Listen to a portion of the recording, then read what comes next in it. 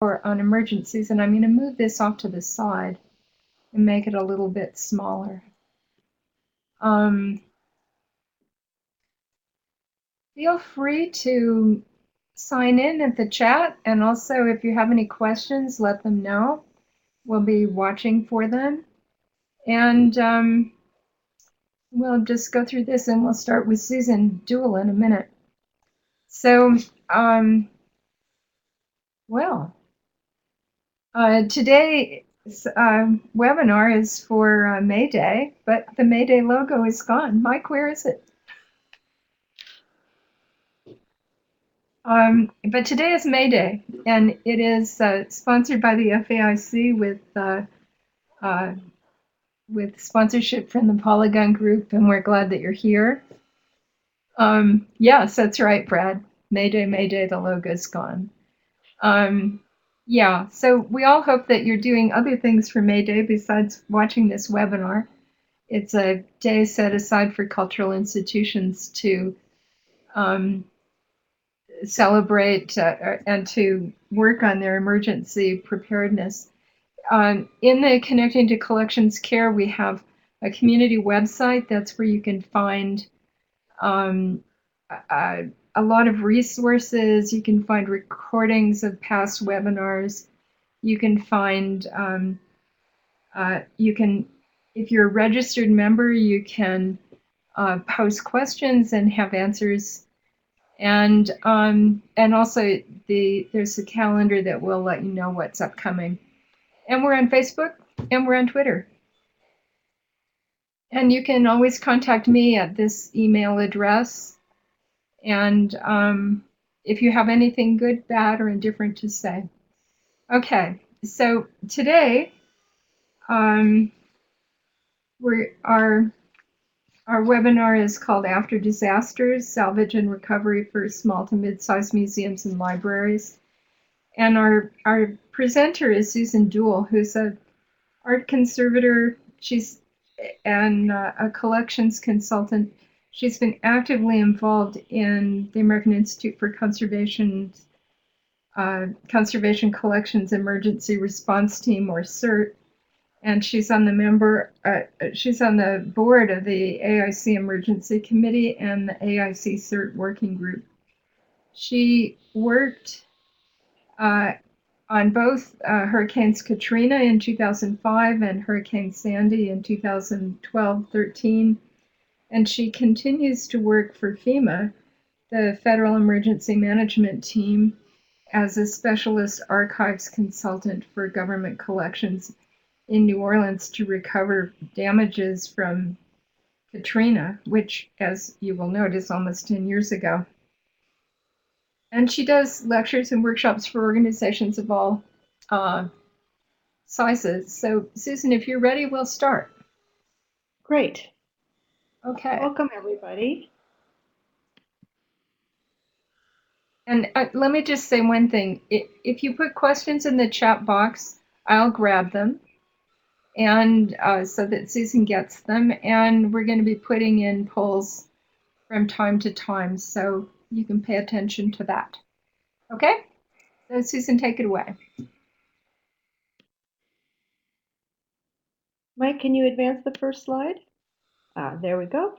Thank you for joining the webinar today. I'm excited. We have participants from all over the world, and I'd like to welcome everyone. Today's talk is an overview of steps needed in the recovery of collections in event of a disaster.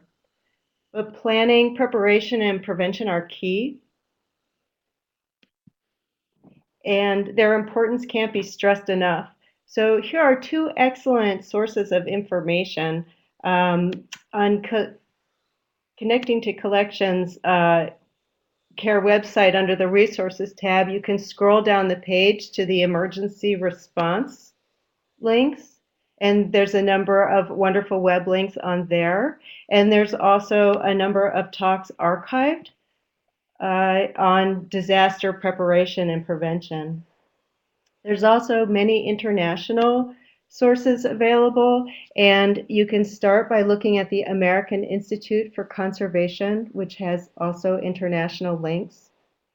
As Susan said, I'm a collections emergency responder in my work, and I'm an active volunteer for the American Institute for Conservation's Collection Emergency Response Team, AIC CERT. We provide free disaster response to cultural collections in the United States nationwide and 24 hours a day. And we have a hotline telephone service. You can also call in 24 hours a day. CERT is made up of volunteer conservators, registrars, librarians, and curators, and it's supported by many of our close colleagues. I'm also a volunteer on the FAIC Emergency Committee, which has an education and outreach mission, and for the CERT Working Group, which supports all CERT services. So let's begin. All disasters are different. The top slide illustrates an almost unnoticeable disaster until you get up close and you can see a layer of soot on everything that was from a furnace puffback.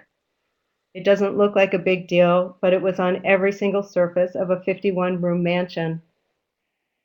In the slides below, you can see the effects of Hurricane Sandy, which resulted in areas of significant devastation.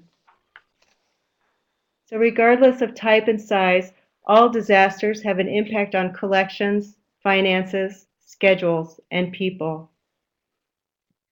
So while all disasters are different, there's standardized steps that will help create a more successful outcome. To start, the most important steps are to abate or stop the disaster and make sure you and everyone else is safe. I want to stress that we're not first responders, and emergency services should always be called immediately. However, if you are first on the scene, you need to call emergency services first, and then only if you are safe, stop the source of disaster, meaning turn off gas lines and water pipes. The steps on this slide overlap one another, and a certain amount of flexibility is needed to accomplish each step. For example, the needs will change as the disaster subsides and salvage is underway. Continual reassessment is needed, and changes in response actions may need to be altered as the recovery progresses. It's really important to understand that there may be only progressive improvements from the disaster till the end of your recovery. Before salvage starts, it's a good idea to be prepared instead of rushing in. Take time to gather all of your resources.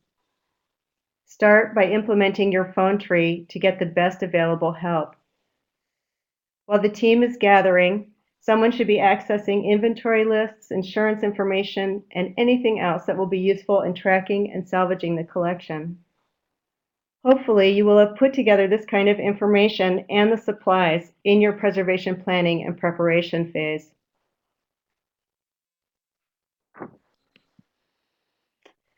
At the beginning of a disaster, you need to assemble your response team and supplies. You should consider all your local resources and be creative about locating people and supplies. Here are some suggestions of places you can access for help. This talk will be archived, so if you don't have time to take notes, you'll be able to get it on the Connecting to Collections Care website next week. So while you're collecting all of your supplies, it's extremely important to gather appropriate and an adequate number of personal protective equipment known as PPE. PPE should be available in advance, especially since as responders, we found that it's often difficult to find and purchase supplies, especially in a large disaster. I've been in many situations where people are careless or cavalier, and when I was much younger and inexperienced, I suffered from a lung infection from mold exposure when I opened a contaminated time capsule. I hope that you'll learn from my mistake, wear your PPE, and remind your friends to wear theirs.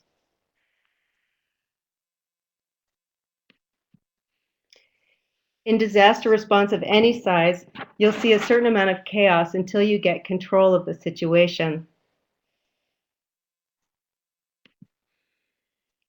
An Incident Action Plan, or IAP, is needed to direct salvage and response. An IAP can be written or verbal, although written is preferred, and this plan provides structure by outlining incident goals, strategies, tactics, logistics, communications, and safety. And this plan should allow for continuity of operations in your organization, which means that hopefully your museum or library can stay open while you're undergoing salvage. Another feature of an IAP is that it should be adapted as the incident evolves. So who writes this plan? The Incident Command System, or ICS as it's known, describes the staffing needed in incident response. These people are responsible for writing, implementing, and updating the IAP, the incident plan. This system is based on FEMA, the Federal Emergency Management Agency's system, and it can be very complicated. This is a very simplified version I found works for small cultural institutions. So especially in large-scale disasters, everything is happening at once and there's overlapping needs, tasks, and priorities. And the chain of command provides a structure, and using the IAP, they can complete a successful operation. Because there's overlapping needs, tasks, and priorities, incident command is used to standardize things like position titles and responsibilities, reporting structures, financial management, and communications, which would be both internal among the staffing and external to people like the press. So it's really important to understand the chain of command and each person's responsibility in a disaster. The person chosen for the position is the best person available. Whoever is most skilled at carrying out the responsibilities of that position. So for example, it's not necessarily the director of your institution who becomes an incident commander. The director may not be as prepared to run a salvage operation as a conservator or a building manager. Also, a person can be replaced as someone more skilled or less tired becomes available. So it's really important to understand both the capabilities and the personalities of the people who are involved in a salvage experience. Some people are better as directors, and other people are better as workers. Some people are naturally calm and capable in a stressful situation, while others just may not be. These traits can be tapped into to successfully staff various positions in ICS. Now, this is a very big subject, and there's an excellent talk on the 2014 Connecting to Collection Care Archives by David Carmichael, and it's called the Supercharged Management System. You can also take a training course and get a certificate from FEMA on ICS, and that's listed on the resources for this webinar. So as I said, it's important to understand the responsibilities and the personalities involved. And mental health is a really important part of successful response, both for the people who are suffering in a disaster and for the responders. People have to be in good mental and physical condition to carry out a disaster response, especially in large disasters that have a prolonged recovery. It's really important to be sympathetic with others and with yourself. It's a very stressful situation. Even small disasters will cause a certain level of stress. It's typical that responders feel as if they're not doing enough and they can't do enough. So good supervision from the incident commander down and a buddy system watching out for each other are very useful steps to protect people from becoming overstressed or tired. Human safety and well-being is your biggest concern.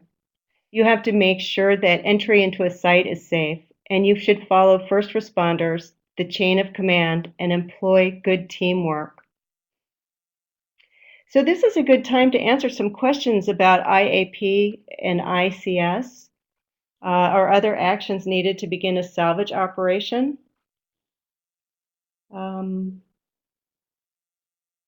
not seeing those questions from Susan just yet, so we're just going to move on, and I can answer those questions at the end of the session. When you're entering a site, there's so many potential dangers, more than I could possibly list.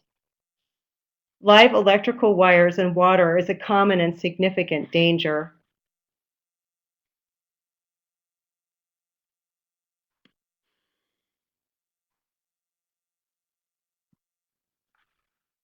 In many disasters, you have to find your way into a site, and getting into a major disaster like Katrina was incredibly difficult. There were no roads, and there were no meaningful road signs. On the left, I'm following a National Guard plow in Gulfport, Mississippi. In smaller disasters, there may be no electricity, making it difficult to find walking paths. It's very helpful to have a person off-site who can guide you, tell you what's open, or perhaps lead you on a path that gets you access to the site, but that only works if you have a phone service. This would be one of the communications people at a command center where ICS may be located. Paper maps and diagrams are very useful and should be part of your pre-disaster preparation. Cell phones may work and they may not work. An interesting point is that some phones have mapping capabilities through satellite service, even without working cell towers, but I think you have to download maps in advance.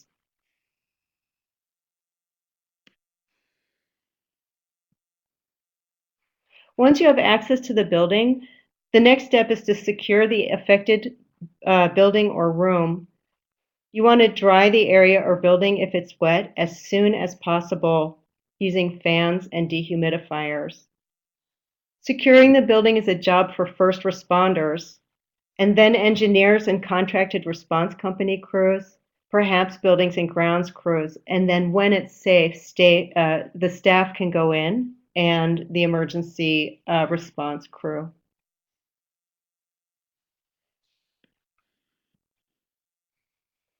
And now, after all your preparations are in place or are actively being undertaken, you can start to salvage your collections. Salvage is a nautical term, which means to rescue at sea. In salvage, the idea is to take affected collections out of the disaster environment quickly. And while it's really good to work quickly, this is a time where you often see a certain level of chaos and adrenaline in the workers. It's important to impose order to avoid additional damage and loss, which is part of your reason for the incident action plan. Collections control systems help minimize chaos. Controls are overseen by the person in incident command who's responsible for security and registration. So written documentation will help you find what you have, maintain collections, avoid theft, provide records for insurance, and can be used to rebuild collections documentation. By the way, you could use computer tablets or your telephone, but I prefer pencil and paper, which will always work. Pencils don't run out of battery power. I've included a copy of this form with the resources.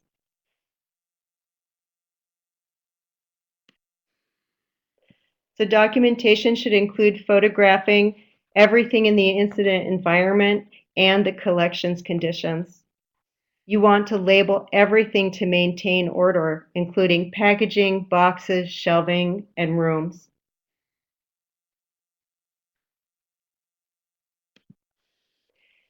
Physically removing collections is called pack out.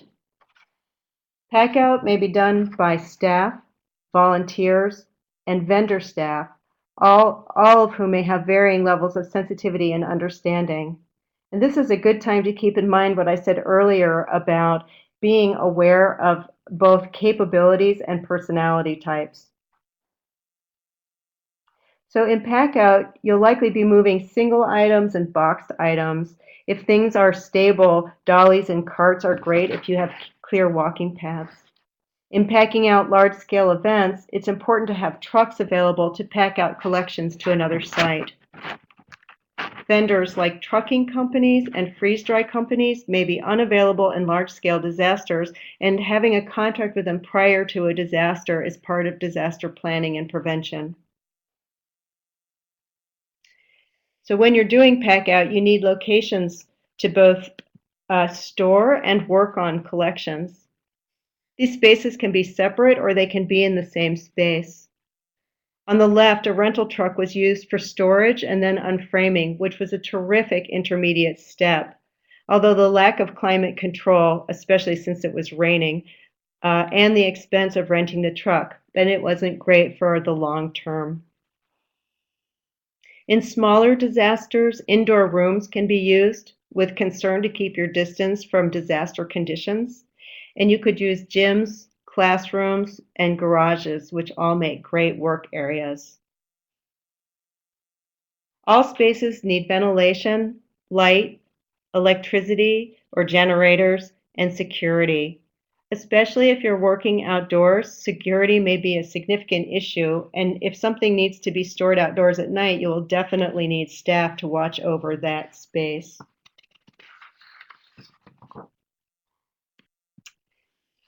Well, you will need a storage facility or facilities at some point during your salvage and recovery. Storage needs to be safe, secure, and accessible, and ideally climate controlled. So semi-containers, pods, and self-storage units are commonly used. Pods now come with cooling equipment on them, but keep in mind that you may not be able to truck pods in. And also, many potential storage sites may not be climate controlled. They're poorly situated, like in floodplains, which is why they're inexpensive, or they may be in high crime areas. Cost can also be a consideration, and it's a good idea to explore if there's other local institutions or local businesses that can help out. Of course, this is done it's better done prior to the disaster.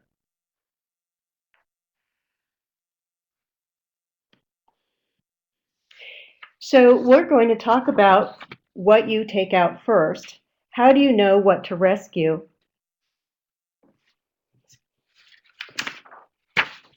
Triage is a medical term and used to assign degrees of urgency to the wounded. What to rescue first can be a really difficult question. Every collection will have a different prize item, and every disaster will result in different types and levels of damage and the requirements and urgency of response. Your system of triage, what you choose to rescue first, will be unique to your collection and to that specific incident. This slide is an excellent example. Do you choose to rescue fragile photographs, which are also, by the way, very moldy, or do you rescue a handmade wooden boat? Photographs are very sensitive to moisture and mold, but perhaps they can be duplicated electronically. The handmade wooden boat is structurally much more sound, but it is also the most important item in this collection. So what do you think? There's no one right answer. Sorry for the trick question. So how do you know what to rescue first? This list may help you with very broad guidelines, but you can see unaffected collections at the bottom of the list are on both high priority and low priority lists. Unaffected collections may be on the lower priority list because they're stable and not in any immediate danger. However, they may be on the high priority list because you don't want them to become contaminated or suffer from other secondary problems. So in triage, I think it's really important to think both about the vulnerability of the object or collection and its value, and I have the word value in quotes. Value can be considered in three ways. It can be the object's artistic or historic content or value. It can be its financial value or replaceability. And it can be what I call its sentimental value, which is its relative importance of the item within the collection or the collecting institution's mission. So in the last slide, the boat happened to be more important than the photographs. So when you're making these decisions, a great resource of information is the Heritage Preservation Salvage Wheel. One side of the wheel has critical stages of disaster response, such as stabilizing the environment and assessing damage. The other side of the wheel has practical information on salvaging specific types of collections. You can buy this information online through a lot of different sources. And the emergency response phone app is a free app you can get, and it's excellent. It's very well done. It's a little bit brief, but I highly recommend it. I have it on my telephone.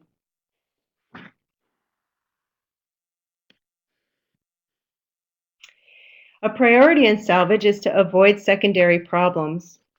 For example, additional breakage may occur if you lift a piece of furniture and you're unaware that glue is weakened, or papers stick together like you see at the bottom photograph.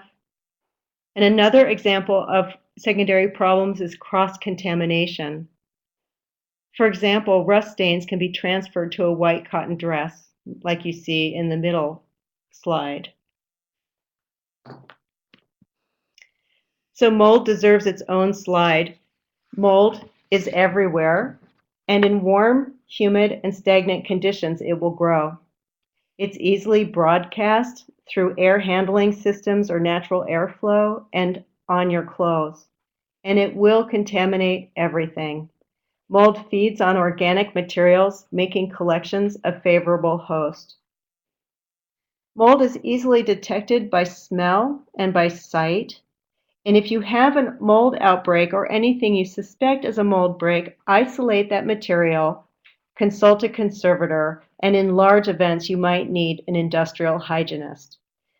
Isolating the material means wrapping an individual item in paper, preferably not plastic, until you've had a chance to talk to a conservator. You don't want to trap moisture in. You can also close off entire rooms or sections of buildings if you detect mold.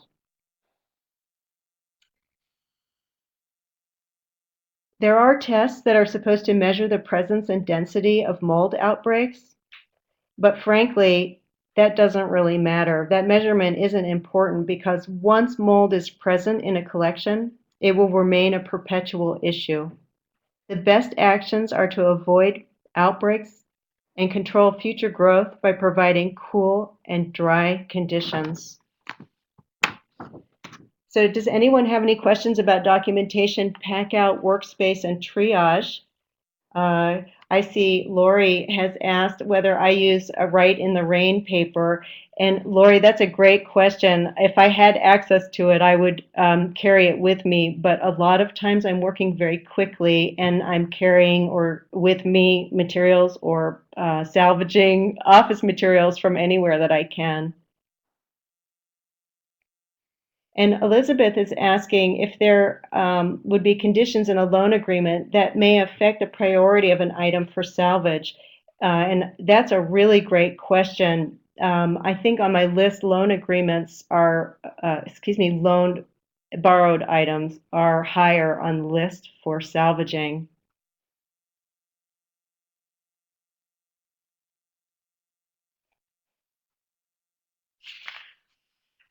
Okay, so I'm going to move forward in the talk. And we're going to talk about sources of disaster. There are many sources of disaster, and of course, there's many different resulting damages. Since we only have a short time today, I'm going to talk about salvage from fires and floods, which are the most commonly occurring problems and require immediate response.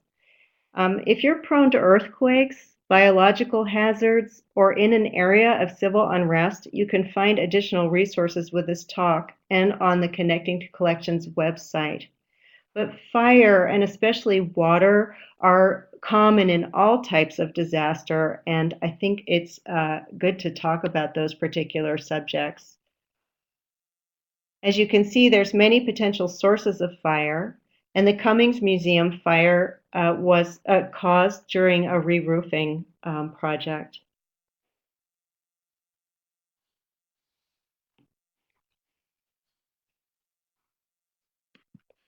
There are many components to a fire, each contributing potential damages and hazards. Really use safety precautions since fires release hazardous materials. PCBs, toxic chemicals, and asbestos are just a very few of the health and safety issues you should be aware of. Flaming fires burn faster and so result in a dry ash residue. Slow fires, of course, burn slower, resulting in an oily soot. And there's a similar oily soot deposit that results from many furnace malfunctions because furnaces are petroleum fired. So fire chemistry and recovery are fascinating and complicated topics, and you can find information from the National Fire Protection Association. That's NFPA, the National Fire Protection Association, who has codes, standards, and training.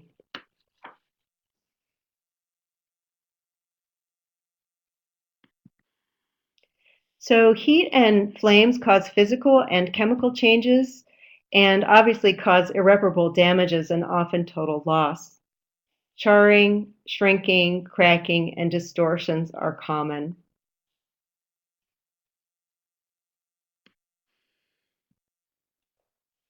So fire damage is compounded by firefighting with both water and fire extinguishers. With water, there's a very rapid increase of relative humidity and also steam, and that causes both stress and compromises the physical structure of many materials.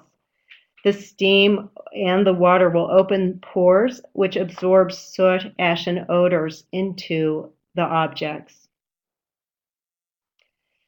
There's a lot of different kinds of extinguishers, but to make a general statement, dry chemical extinguishers discharge a fine powder that can be deposited in textured and porous surfaces.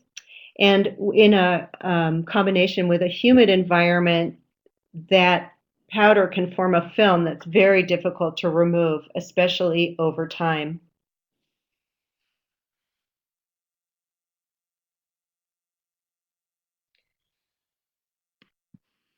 Soot also creates significant physical and chemical problems. It's acidic and abrasive and can be easily embedded into surfaces by walking on them or by handling the object. Like mold, it can be broadcast by airflow, both natural and through mechanical systems, and it can be tracked on your shoes and clothes. So after a fire, of course, the very first thing you need to do is determine it's safe to enter. Once it's safe to enter, you're going to start evacuating collections and clean systematically.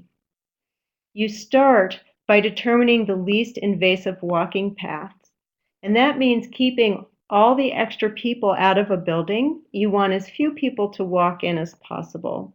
When you choose a walking path, you're going to prepare it by rolling up rugs perhaps and laying down brown paper or something that's safe to walk in. You start cleaning the rooms, each room from the ceiling down, starting with the most remote room and working towards the outside of the building. As each room is cleaned, you want to seal it off, and you'll seal the doorways with plastic and tape so that soot does not re-enter the space.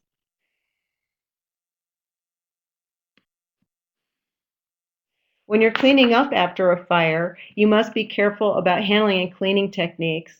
Remember, you don't want to cause secondary problems. It's really important to consult conservators about cleaning. And by the time you're allowed to enter a fire-damaged area, you should have had time to contact a conservator. Each step of cleaning requires testing to determine the safest approach for soot reduction, and a conservator will be able to tell you what could be washed in a washer, dry cleaned, or what could be safely vacuumed or wiped up. For example, a conservator will test to determine if you can clean with cloths or fire cleanup sponges. So soot, I really want to stress that soot cleanups are often very difficult, and it's an example of potential secondary problems when you're cleaning because wiping the soot can drive the soot or scrub it into a surface and disrupt original media and get the soot deeper into pores so that it can't be cleaned. So there's a lot of things that conservators can help you with. Cutting sponges into small pieces and blotting with an upward motion may be a preferred way of using the sponge. And the sponge you see here is a vulcanized natural rubber sponge that's available at most paint and hardware stores.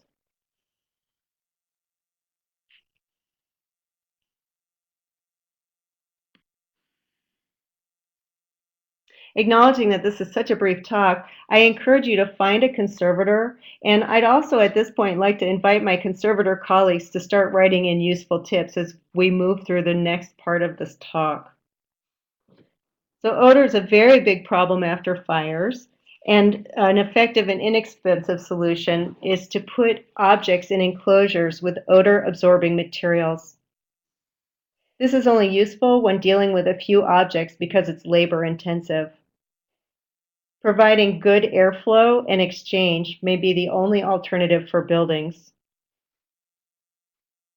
You'll need to consult with professionals about your options, and I suggest working with conservators to help guide you in making choices about using various products. Charcoal and zeolite are excellent, natural, and inexpensive deodorizers. Zeolite, which is a naturally occurring mineral, may have a slight advantage as it won't discolor objects like charcoal can. And you should avoid ozone treatments, heat treatments, and perfumed products, which are commonly offered by commercial companies. They will deteriorate organic materials and irritate people and can also cause increased rates of deterioration. So now we're going to talk about water and water damage. As I said earlier, water is a common problem in most types of disaster. And you can see there's a lot of sources of water damage, whether it's weather or mechanical. I happen to see that a lot of you are in geographic areas that are prone to extreme weather conditions.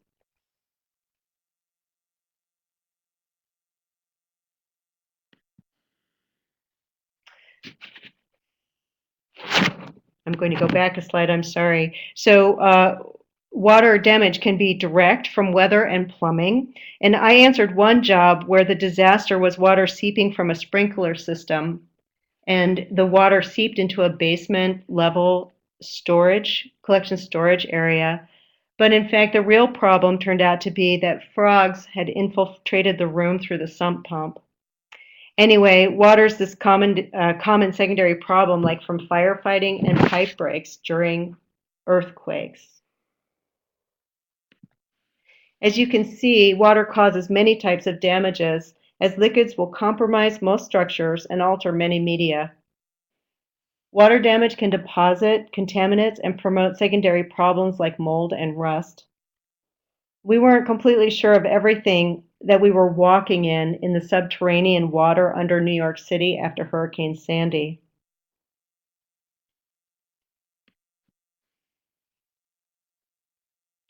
So water damaged materials must be handled with great care and very quickly, since they usually need to be moved away from a disaster situation as soon as possible.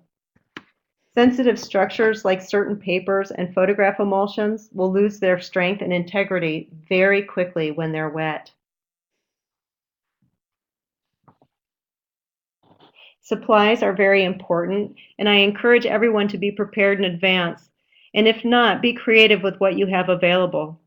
Bed sheets and towels from home and secondhand stores, paper towels, tape, and wood pallets from grocery stores, plastic sheeting, plastic bags, especially the zip lockable bags, tubs, boxes of all types, and sheets of plastic and acrylic and plywood from hardware suppliers are just a few ideas of good supports. So as a first step, you'll be moving items to a staging area away from the disaster and into areas that they can be dried. There are a number of different kinds of drying options.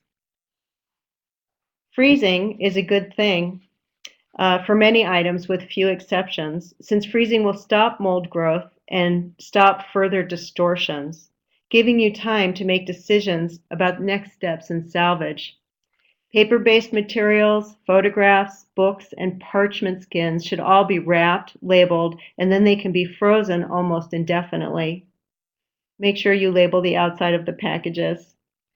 Keep in mind that you may need a lot of freezer space, consistent electricity, and you cannot share freezers used to dry materials with your food. That's a very important health consideration.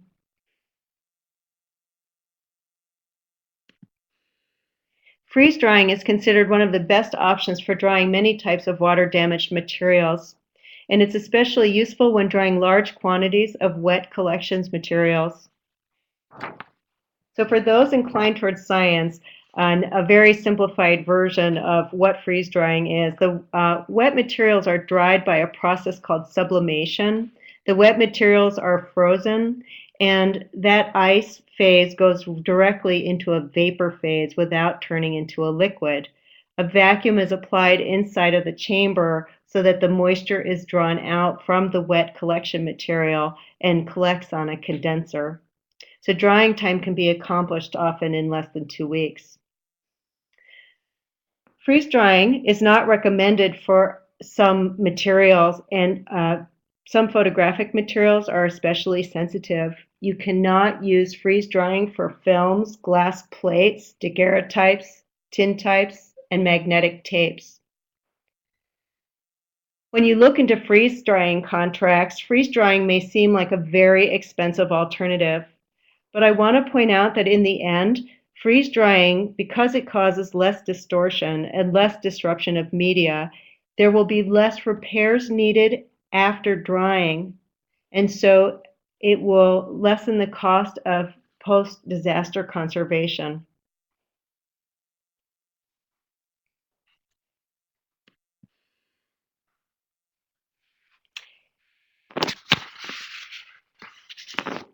So air drying is probably one of the easiest and most direct responses. Hopefully your conditions are well below 68 degrees Fahrenheit or 20 degrees Celsius and much lower than 55% humidity. If you come into a situation with freestanding water, you want to vacuum it up with wet dry vacuum cleaners as quickly as possible and use fans and dehumidifiers. By the way, fans can be used in outside workspaces. If you use freestanding equipment like fans and dehumidifiers, make sure you tend to them. You want to empty the reservoirs in dehumidifiers and watch all the electric cords and outlets to make sure you don't have additional secondary problems. If you're working indoors, it's best to extract moisture out of the building. And if you're having a large disaster, response companies have large equipment to evacuate humidity out of entire buildings. But if you don't have access to that company, you can open your windows, of course, unless there's gusting rainstorms or the humidity is lower inside the building than outside. If you are working outside, protect your drying area from rain and high winds. Air drying is low cost and easy to do, but it takes a lot of room and a lot of labor. There's potential for mold growth, and there's a lot of potential for physical distortion and other problems. And of course, there may be more cost in conservation treatment than items that are freeze-dried. But if this is your only option, it's probably the best option and will give you time to sort through materials and make another assessment of your priorities.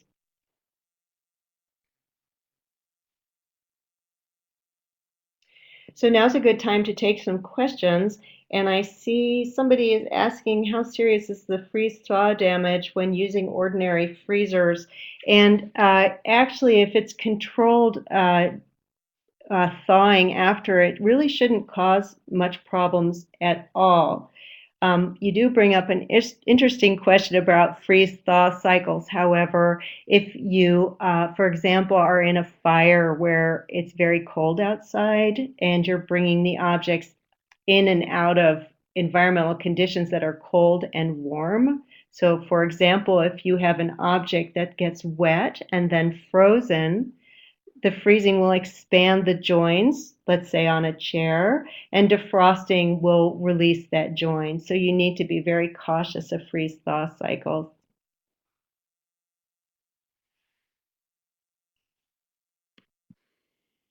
So I'd like to talk about drying specific materials, and acknowledging again that this is such a brief talk, I really suggest that you do some advanced research and find your local conservators. There's excellent written information on the AIC website under Publications and Resources tab here. And in a disaster, you can call AIC CERT in the United States. If you're in other countries, you can call your local museums, and by all means, you should call your colleagues and create a cooperative group, hopefully in advance of a disaster. So in this section, this is a terrific time for my conservation colleagues to type in tips and information sources as I talk about individual types of items. So we'll start by talking about paintings.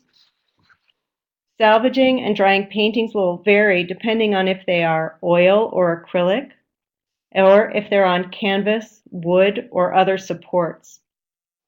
As with most wet items, you want to touch them as little as possible, handling paintings by their outer edges and drying them face up or vertically without their surfaces touching. Paintings you can see on the left are drying in the courtyard of an artist studio building in New York City after Hurricane Sandy. And then on the right side of your screen, that's a drying tent that was made from plastic and has a dehumidifier inside. And that's at the Cultural Recovery Center in Brooklyn that was started by AIC CERT. So while they're drying, paintings should be carefully misted with diluted alcohol, which controls drying and limits mold growth. But please do not use Lysol, bleach, vodka, or other commercial products that may deposit harmful residues, all of which we saw being used after Hurricane Sandy. So you may want to release fabric from the stretcher corners to promote drying, or you may not want to do that because it's important to maintain tension on both the fabric and paint. Paintings on wood may need clamping and constraints to keep them from warping or cracking, and acrylic paintings should not be allowed to freeze. Composite paintings, like collages, may need special attention. I hope you can see all the variables that need to be considered, and a conservator will help you control those damages, protect the painting, and avoid additional expense for repairs. So it's impossible to make generalizations about salvaging three-dimensional objects. There's too many types of objects and too many condition variables. Think of the different properties of something like a soft leather moccasin compared to a metal sculpture. You can imagine they react very differently to being wet, especially when items are composite, like metal buttons on historic costumes, or contemporary collage constructions that those can create especially difficult conditions. Ethnographic materials can be problematic since they're often made from multiple sensitive components like feathers and leather and mud. And also of great concern are natural history collections that may emit arsenic, lead, and other poisons when wet. So washing mud off of many objects is easier before drying, but some metals and smooth surfaces can tolerate dried mud. Dried mud may have to be scraped off, which can be damaging to some surfaces. And if you're rinsing things like books, you want to make sure that they're rinsed with the books closed so that you don't drive mud and other contaminants into the interior of the book. And another tip is small bits of broken pottery, for example, can be collected into Ziploc ziplockable bags. There's a lot of types of non-print and electronic media, and with these materials, it's best to call professional vendors as soon as possible. These specialists can address specific collection materials and their issues. But let me remind you, do not turn on your equipment. Drying small electronics in rice can work, although it may take some time. If you're on site, you want to rinse media when possible to avoid depositing contaminants and prepare for drying or sending to vendors for processing. It's really important to keep identification information like labels and boxes with the media because of course they fall off or fall apart when wet, but you could use strings, rubber bands, or put the label inside of the ziplockable bag with the media.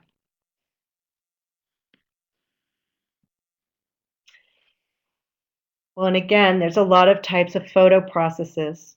Many photographic types will not survive immersions. Although film-based materials like negatives can be more stable than photographs, these can be rinsed and air dried.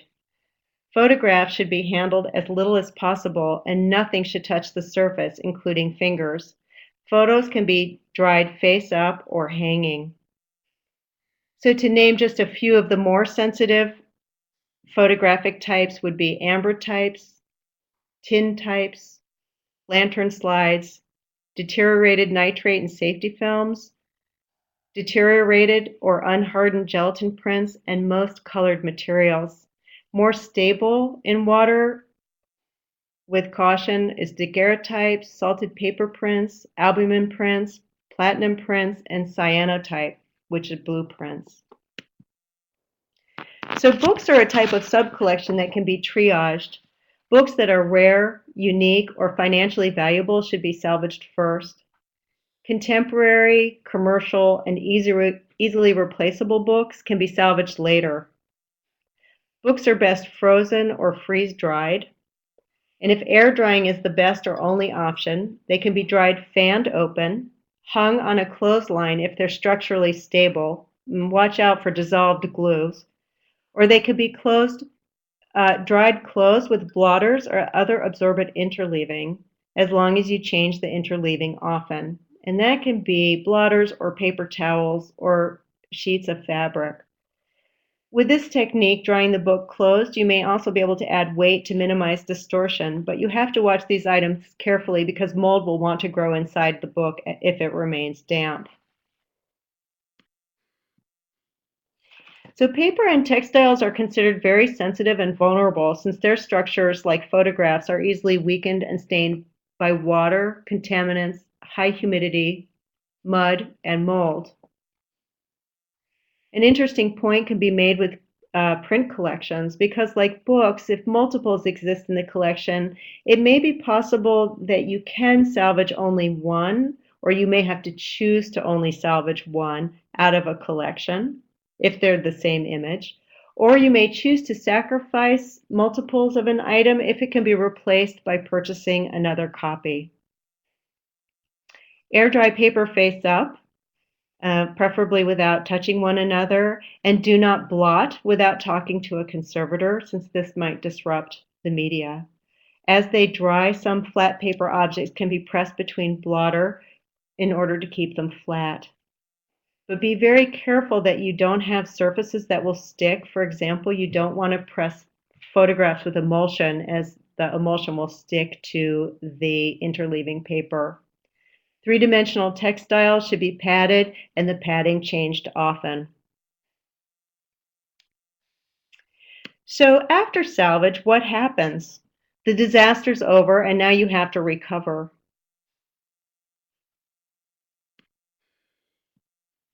Recovery should be seen as making progressive steps towards improvement and resolution. This is a time when many organizations and individuals feel that they've not done enough.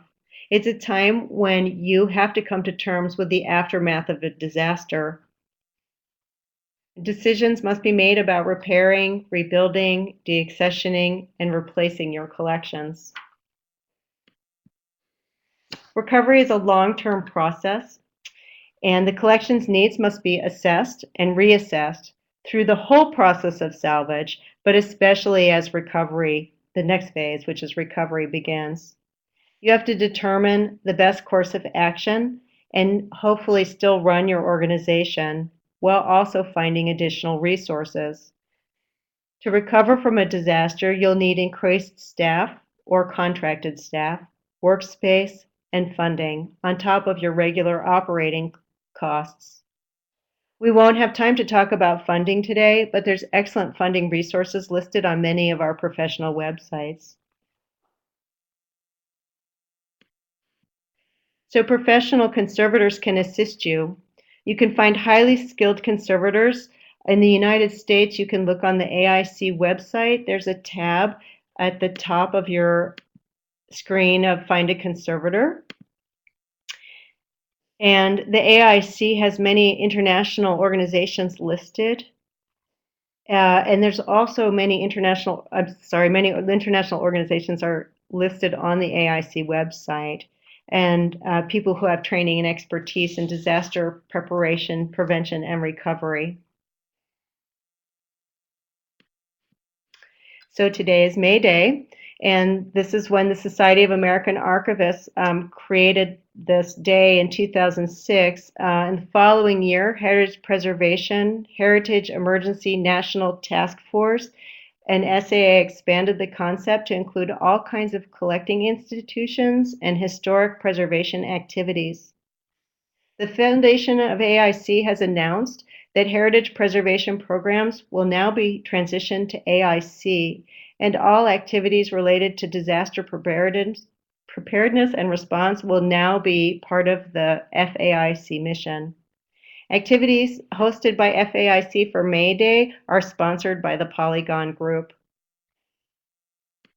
So I truly hope that you don't need us, but here's the contact information for AIC CERT and for myself. And that's the end of my slide presentation, and I see so many good questions coming up. Now is a great time to answer some questions.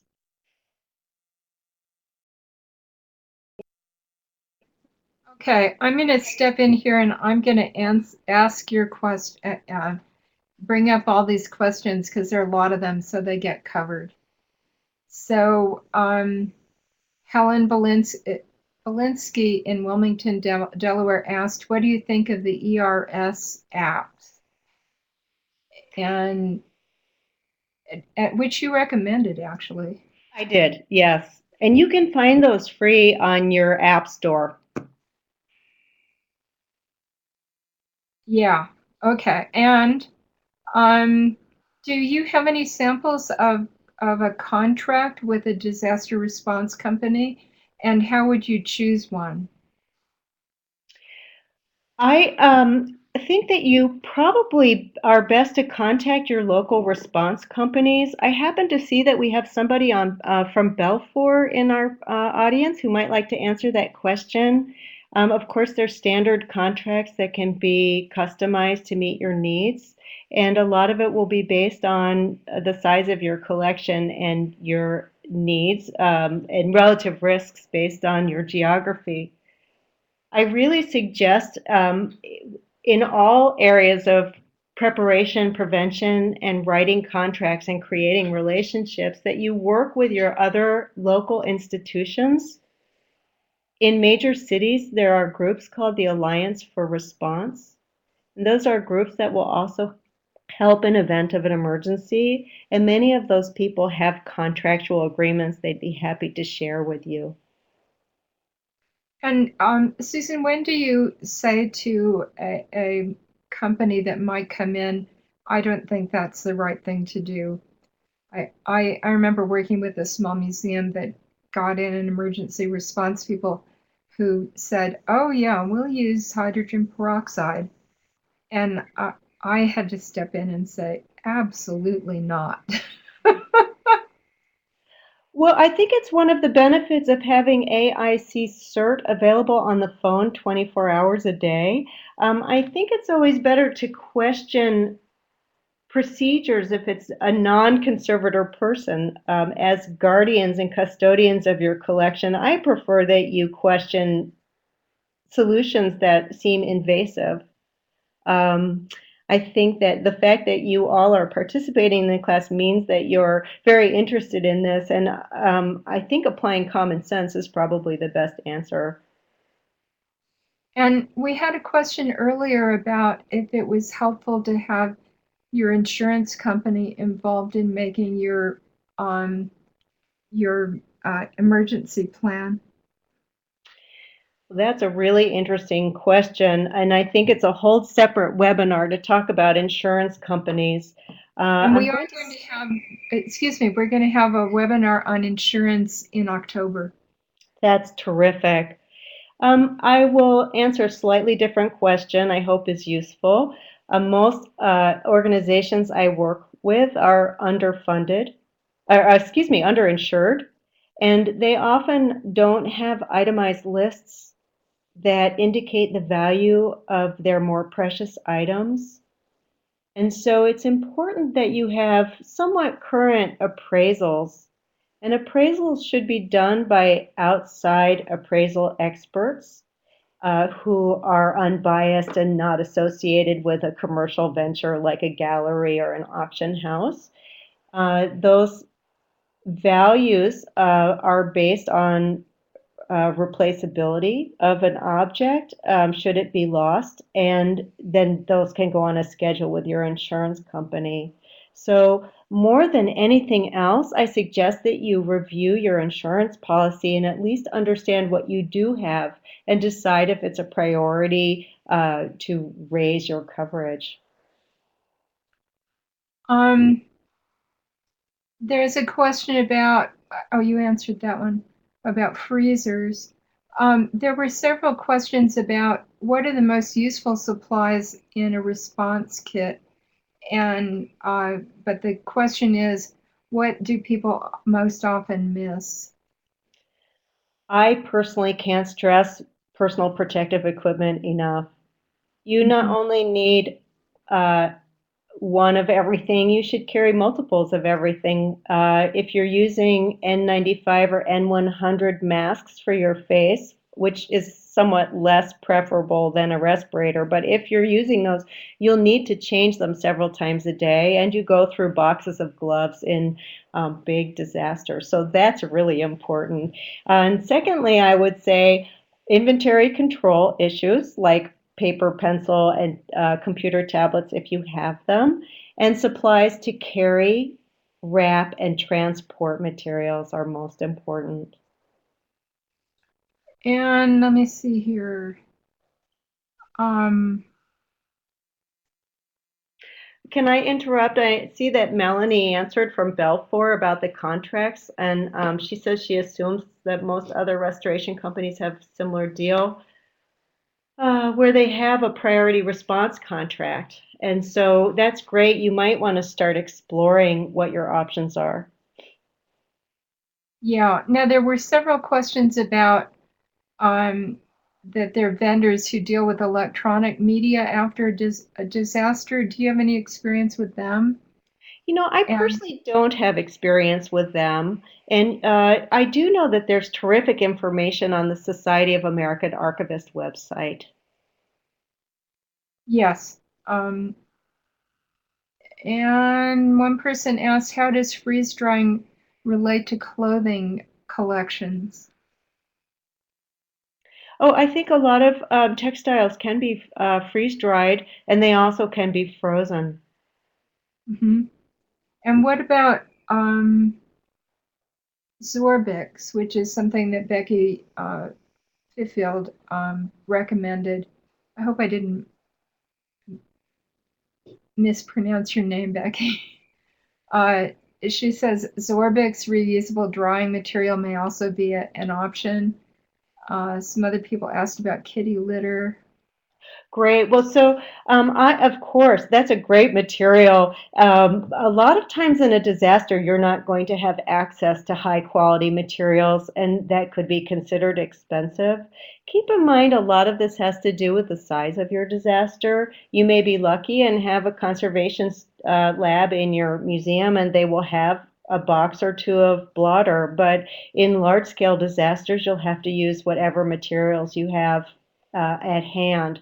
So Zorbex is terrific, but I find using felt fabric, felt sheets, cotton sheets are really great. Having rolls of plastic are inexpensive and condensed, so you can, when you unroll the commercial rolls of plastic, they expand very large. I am I'll be honest and tell you, in Hurricane Sandy, we did a lot of dumpster diving. And for you, those of you who don't know what that means, we would climb into trash receptacles looking for lumber and boxes that we could use because we were working in such a hurry. Yeah. The other Uh, question I want to answer, I'm sorry, I see a lot of questions about odor absorbing and cat litter and other yes. products like that. And so cat litter is an interesting type of material because there's so many different kinds, and you have to look at the packaging. Um, clay cat litters can be very powdery and difficult to work with, and with moisture can form a film on the objects. Some cat litters, of course, have perfumes that you want to avoid. Some are crystalline, which can be very good for absorbing moisture, but are somewhat abrasive. And some contain zeolite, which can be very advantageous.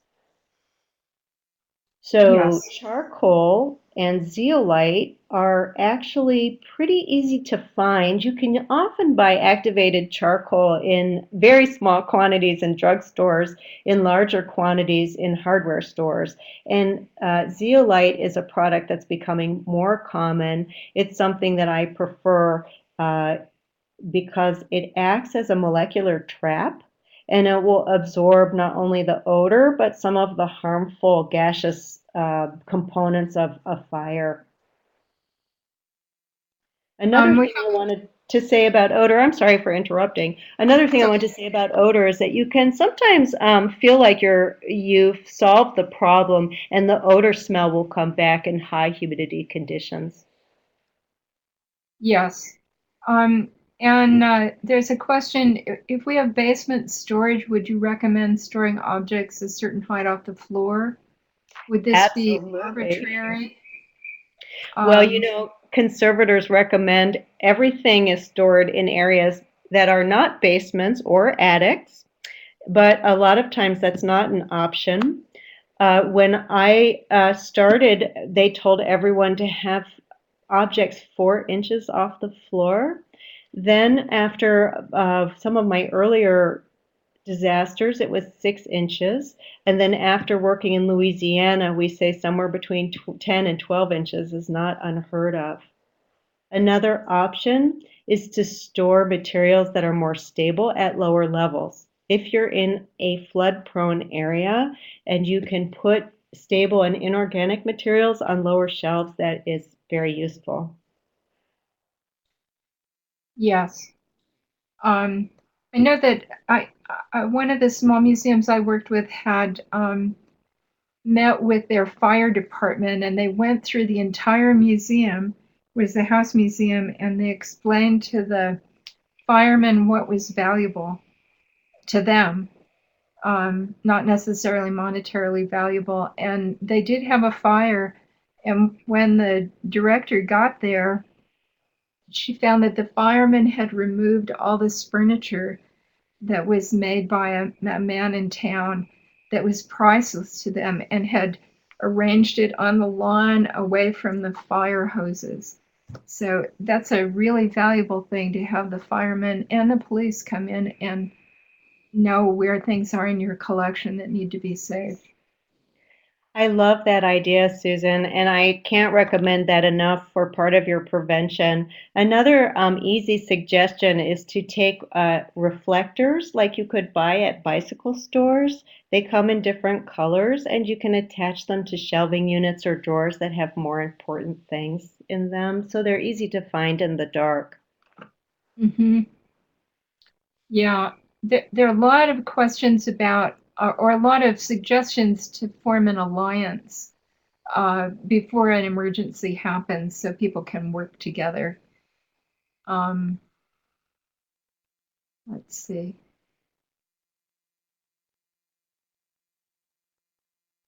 And I know that there have been a lot of different alliance groups formed in different regions. There, there are one place that you can look in your area in the United States is our groups called the Alliance for Response. Right. Internationally, those groups are starting to form, and I think that some of it is just being aware of the individual that is driving the response actions in their country. Yes, right. Um, and oftentimes it really is really important to think about what is valuable to you in case there's a disaster. If you haven't thought about it, think about it now, um, and think about how you get it out. It's a lot of times people don't think about these things until they've had a disaster. And that's unfortunate. I think it's important to know what your most valuable object is. When I was responding to Hurricane Katrina, one museum director had salvaged her most important paintings and her computer hard drives.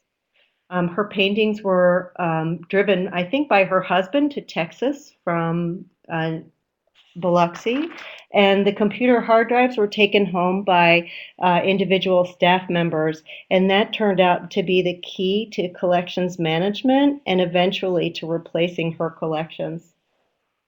Yeah.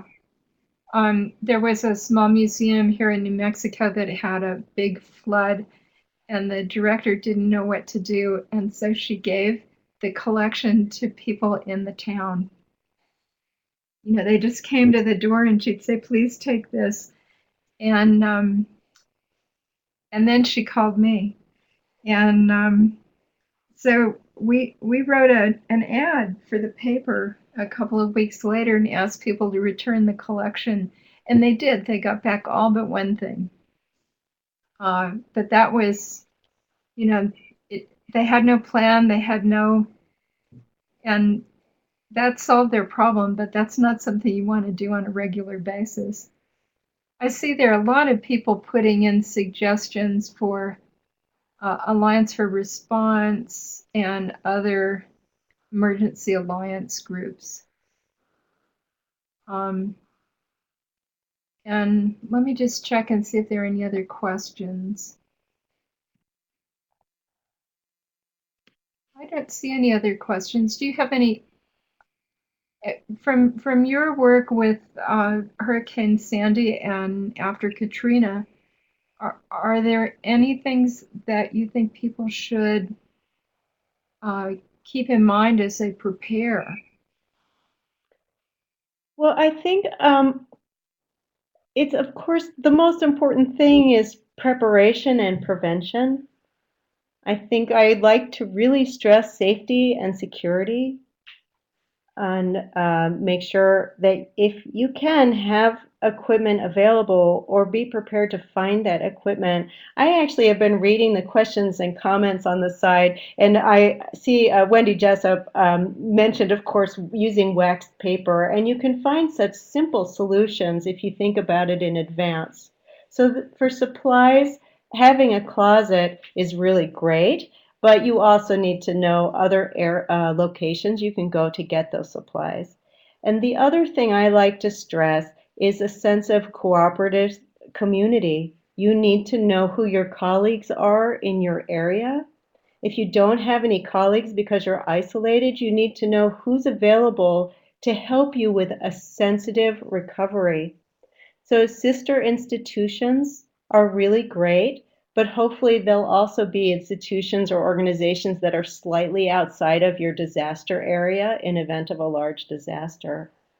And just like Susan said, I think it's a reality that sometimes objects have to be taken home with people in really small organizations, and managing collections control is very important.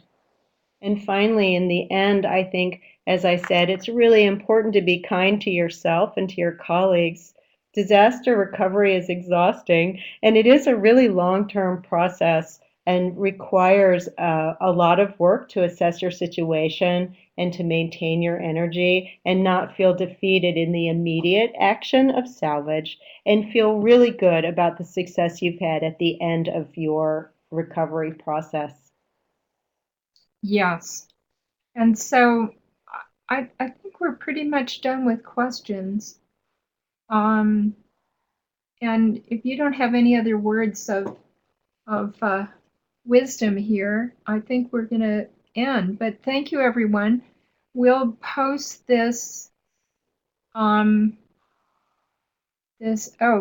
Jessup has a very good thing that if you have an emergency closet, it should have some breakable seal on it. But also, you want to make sure that the emergency closet doesn't become a place to find extra stuff when you need it, so that when you have an emergency, there's nothing in the emergency supply closet. And I want to ask everyone if you can take a few minutes and fill out the evaluation. That would be very helpful to me and to us as we move forward. And I'll get this recording posted in the next few days. And so thank you very much. And thank you to everyone that put in tips. And thank you, Susan. Thank you, everyone, for joining into the webinar. Happy Mayday. Yes. Okay.